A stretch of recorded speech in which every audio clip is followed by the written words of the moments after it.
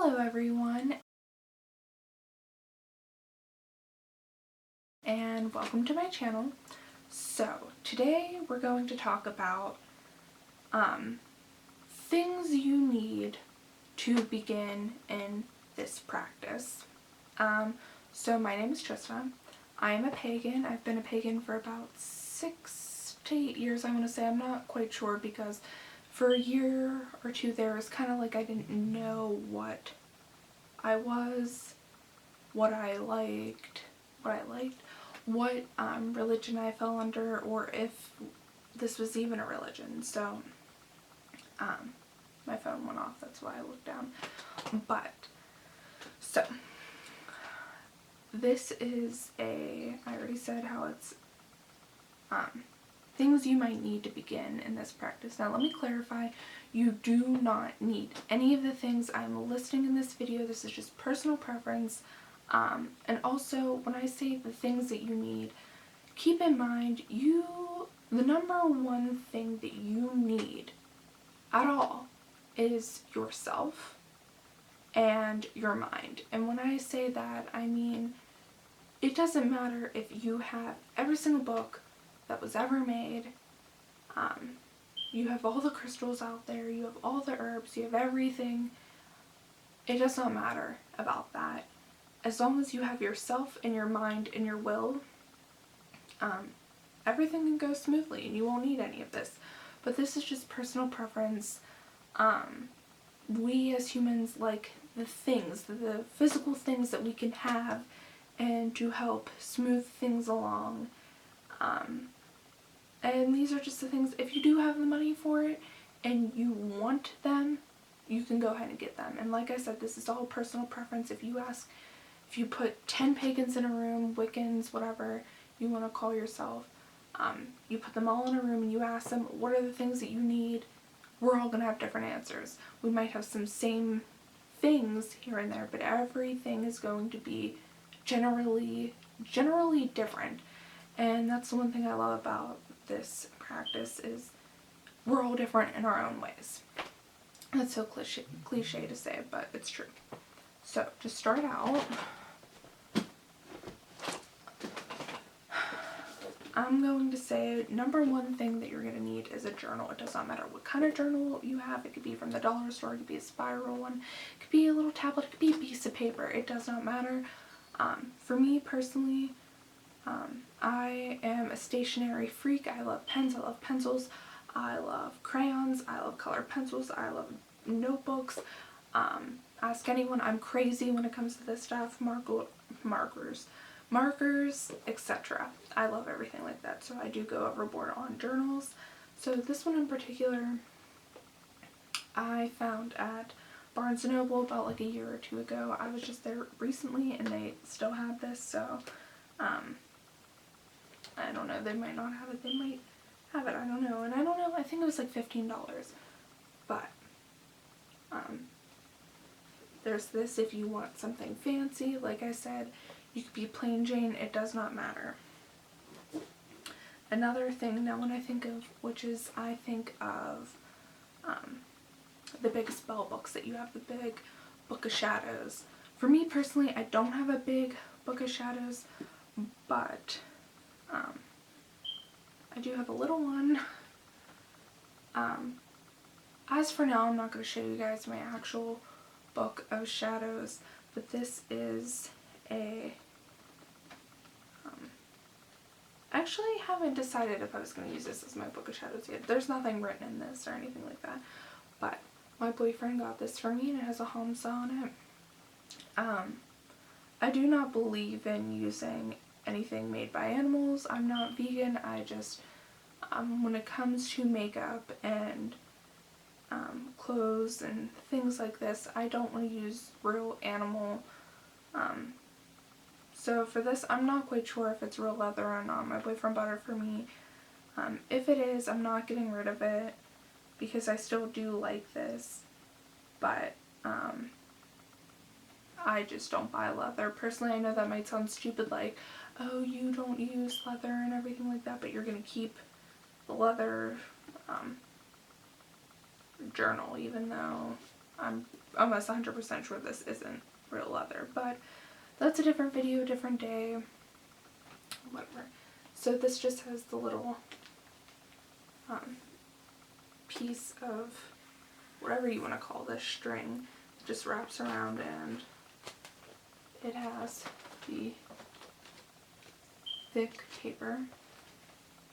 So what you can use journals for is pretty much anything and everything. You can use it for basic journaling, your day-to-day life, your thoughts, recipes. When you wake up, if you leave this by your bedside, hurry up and write down the dream you just have. You can decipher it later, you know, that type of thing. Spells, pretty much anything. So, like I said, that's something that I think everyone should have, because you can literally do anything with it. So, next thing that I think that every witch should have to begin with is salt. Focus. Salt of some sort. This in particular is sea salt. It's been sitting on my windowsill charging by the moonlight, and I have to keep a jar of it. And this is kind of like the journal concept, except it's not. This can literally be used for anything. This could be used for protection, for spells, for purifying, for cleansing, anything. This salt can be used for practically everything. For me, it's more of a protection thing, and when you cast a circle, you usually sprinkle salt around your circle to protect it and seal everything, but this is also used for spells and everything like that. So I do think that you should have salt. It doesn't matter if it's table salt, Himalayan salt, if it's black salt, if it's sea salt, if it's kosher salt, it doesn't matter. Mine just so happens to be sea salt. Another thing is water of some sort. In particularly cleansed water. You just do a little spell, light a candle if you want, and I'll make a video on my cleansing of the water spell that I do whenever I cleanse my water. But this in particular happens to be rainwater. Actually storm water. So it was storming out that day. Oops. And yeah, it's also been sitting out on my windowsill in the moonlight. So those are definitely, I think that every witch should have. Like I said, it's just a thing. You don't actually need it, but if you want it, you can have it. Another thing is candles, or candle, it doesn't matter. For me, I would recommend just a white plain tea light candle.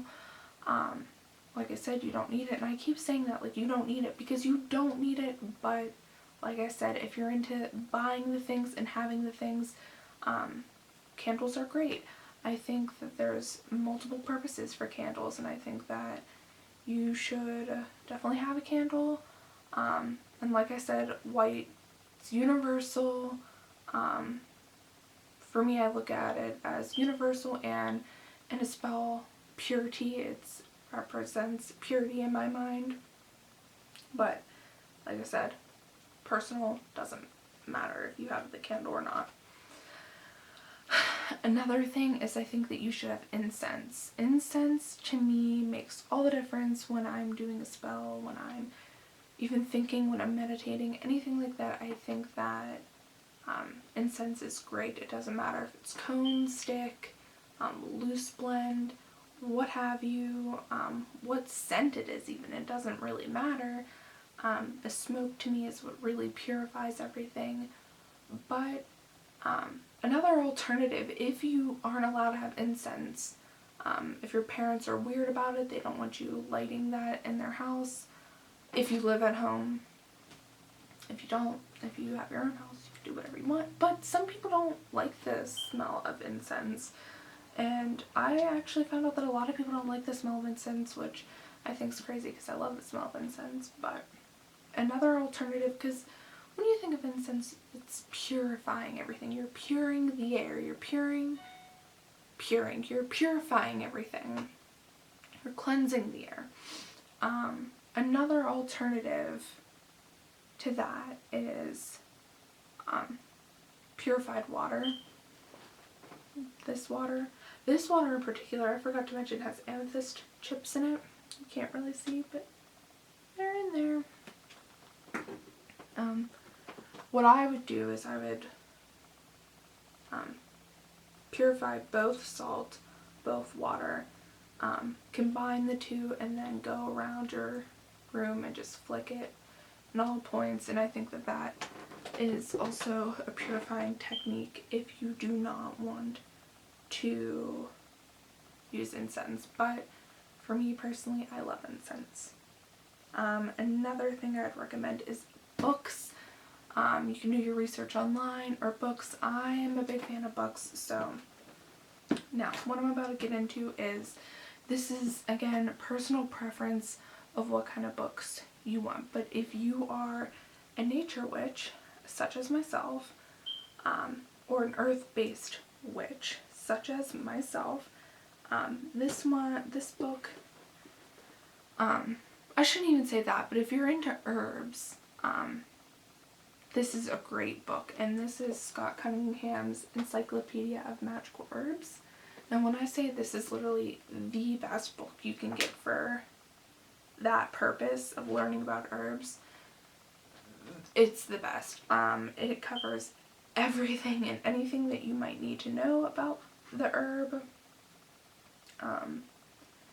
It even lists in here things that you wouldn't even think that are herbs, such as, where are you? I just saw you. Avocado. Didn't know, but I guess it is. And in here it has like the folk names, gender, planet it is associated with, the element, powers, magical uses. It even lists like deities and stuff like that. So I definitely do think that this is a great book for that. What else? And then it has like the magical properties of oils, like for love. It lists in here like clove, gardenia, jasmine, orris, rose, sweet pea, and there's another one in here, but I don't know how to pronounce that. For peace, hex breaking, it has all kinds of stuff listed in here. So I do think that you guys should go and check this out if you're into herbs, or if you want to learn more about herbs, if you're a beginner at herbs, or if you're advanced and you haven't read this, I do recommend reading it. It's a good book. For me, I love herbs. I love learning about herbs and herbal medicine. And I think that's just because my element is earth, and I'm very in tune with earth, and I feel more at peace when I'm outside, and I feel more at peace with everything earthy. So maybe that's just me, I don't know.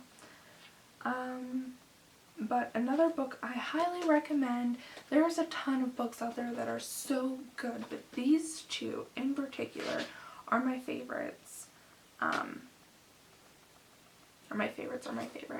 This one is by Dorothy Morrison, and it's called The Craft, a Witch's Book of Shadows. I highly recommend this book. It's very good. It's a good read. There's a lot of information in it. There's herbs. There's even different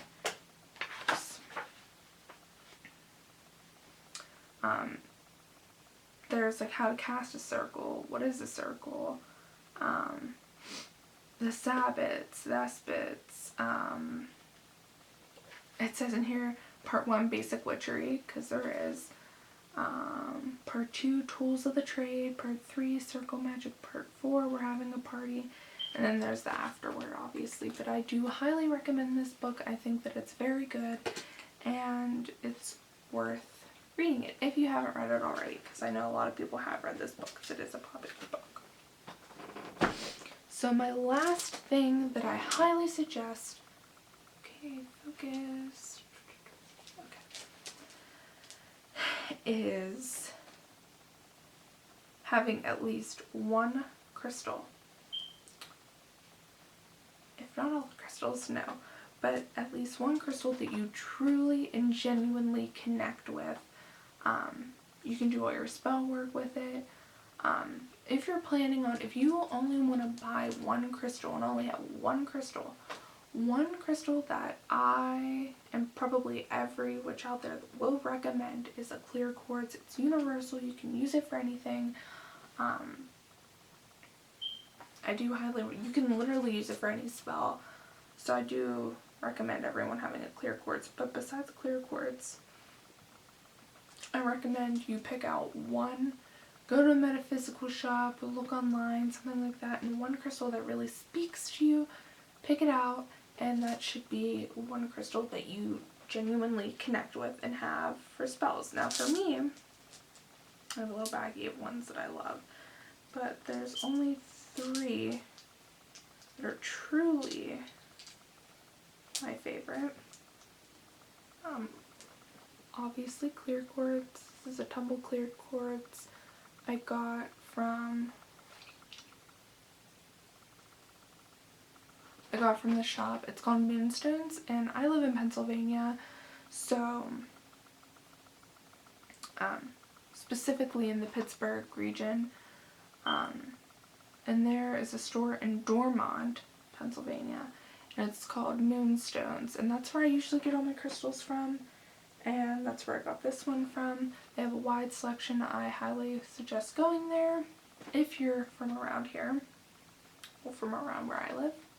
So besides that clear quartz, another one, this is my all-time favorite, like tops down, hands down, my favorite crystal out there. I love this crystal so much, and I can't even give you an explanation for it. I've always been drawn to this, probably ever since I saw Practical Magic. I know that's very cliche, but ever since I saw that movie, this has been my favorite crystal, and that is Tiger's Eye.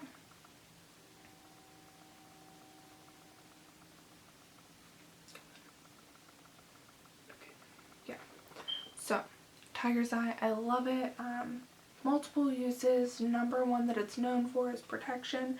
It's not even like I do a lot of protection spells, but of course if I do use Tiger's Eye, but besides that, Tiger's Eye is my favorite.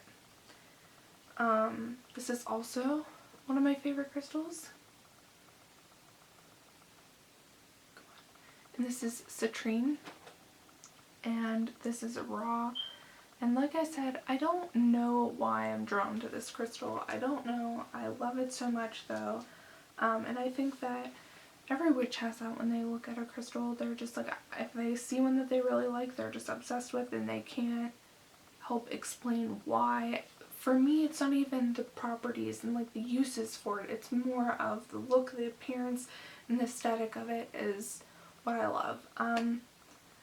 Something I recommend with your crystals is, in order to get in tuned with your crystal, I believe just like walking around your house day to day, just holding your crystal in its hand and putting all your positive energy and love into your crystal. Obviously cleansing it too is something that I recommend, by another video. I will talk about that. But I would even go to sleep with my crystal in my hand, and all my energy would flow into it. So I do recommend doing that. So now that we are, 19 minutes into this video, I'm going to wrap it up. There will be more videos in the future. I believe my next video is going to be a DIY-ish. It's not really a DIY, it's more of a recipe, obviously, because it's a drink.